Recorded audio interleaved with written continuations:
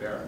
They broke in 1966 with the Union of Communist Students, and they formed the JCR, the Jeunesse Revolutionnaire Communiste, the Young Revolutionary Communists.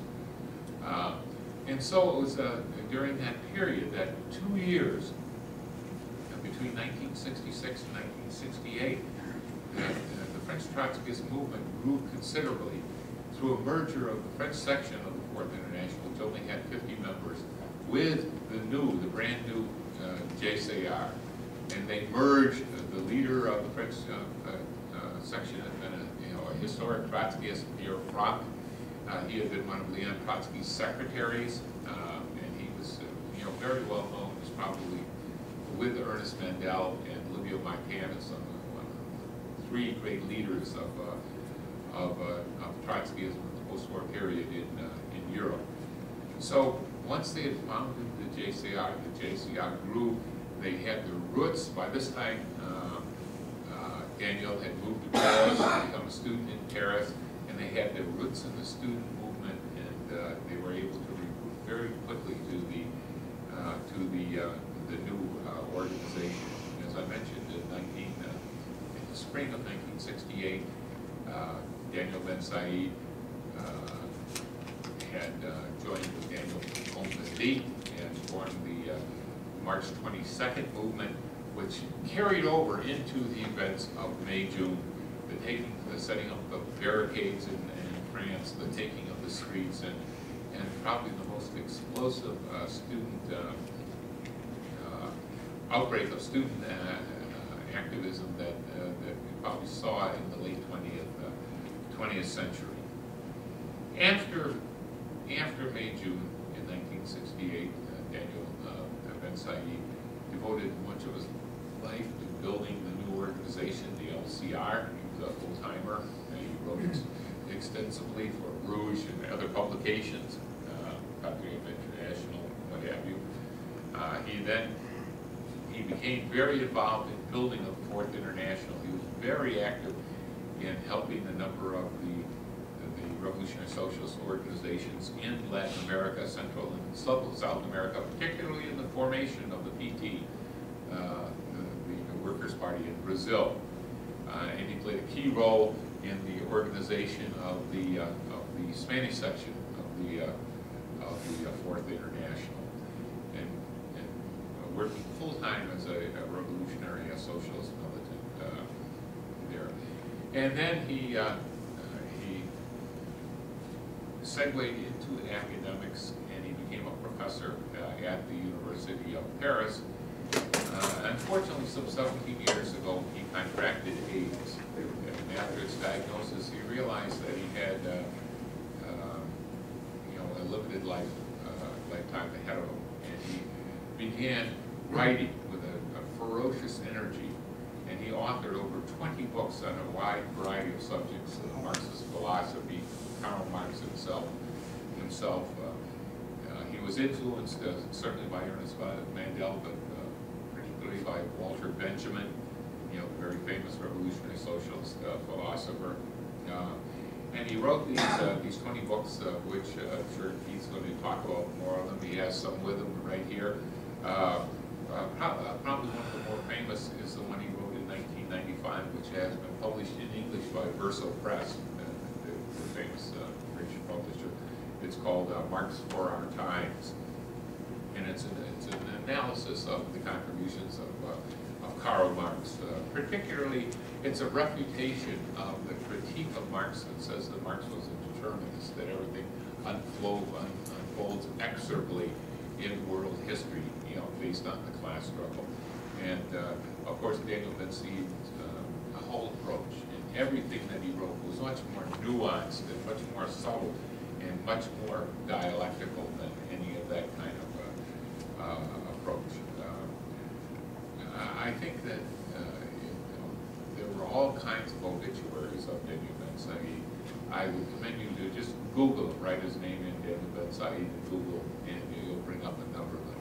There were tremendous tributes. They had a memorial service for him in Paris in late January, at which thousands of people attended.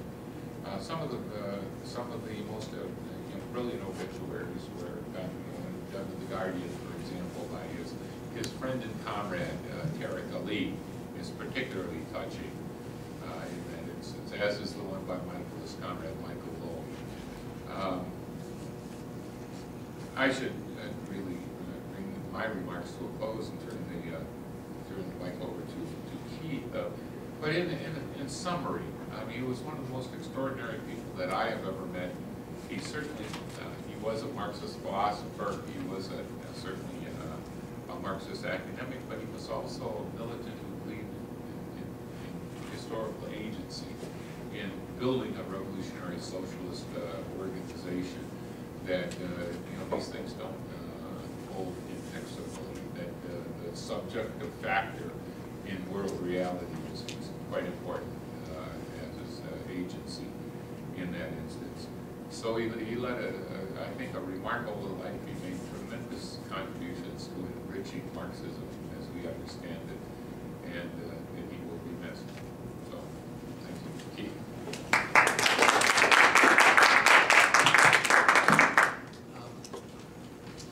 Well, first of all, I want to thank the organizers of the event for inviting me to this meeting in commemoration of Daniel and his life and his work. And it's a particular pleasure to be speaking on the same platform as my comrade and friend, Patrick Quinn. Some of the best Marxist education I received was in the educationals that I participated in, delivered by Patrick as a member of Solidarity, the Socialist Workers' Party. And one of the things that Patrick often talks about, or has talked about in the past, is the importance in periods of the downswing in the class struggle of maintaining revolutionary Marxist ideas. And that is a lot of what Daniel did, because the periods he lived in weren't only May '68, they weren't periods of revolutionary upsurge, but they were periods of reaction and pauses and dips in the class struggle. When Daniel passed away a few weeks ago, the French big business daily Le Monde referred to him as an intellectuel engagé, or an engaged intellectual, or an activist intellectual. In the revolutionary movement, we refer to the combination of theoretical work and political activism as the unity of theory and practice. And Daniel certainly epitomized that. He was an important Marxist intellectual, as we know, who applied, defended, and extended the scope of Marxist analysis at both revolutionary periods and, as I tried to indicate, in times of retreat and reaction. Daniel did this as a public intellectual, a university professor, and an active revolutionary. But he was also an activist in mass movements and a party builder. As an activist, Daniel's life was closely connected, as Patrick has been explaining, to that of his comrade Alain Crevin, both of whom were prominent in the student movement of May '68, and later, for the rest of their lives, were leaders of the Revolutionary Communists in the LCR, and as well as the Fourth International. Both Daniel and Alain had been members of the French Communist Party student movement, the Union of Communist Students. This was the late 50s and early 60s. This was the period of the Algerian War of Independence and the Cuban Revolution. The French Communist Party was the party of the French working class, receiving about 25% of the vote in national elections, and leading at least one large trade union confederation, the CGT. In one of his memoirs that he wrote, Alain Crevin reflected on that period and his work with Daniel. We wanted to be revolutionaries, he wrote. We wanted to be revolutionaries. But it was frustrating to be a revolutionary in the French CP. The CP did not, for example, unambiguously support the Algerian people's right to self-determination, which of course would have involved a full-scale opposition to French imperialism in the Gaullist state. Like communist parties around the world, the French CP had long ceased to be a revolutionary instrument for working class and human emancipation.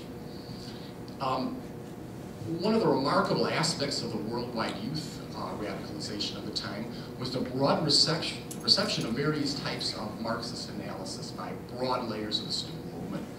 But there were also other varieties of radical ideology and politics around the time.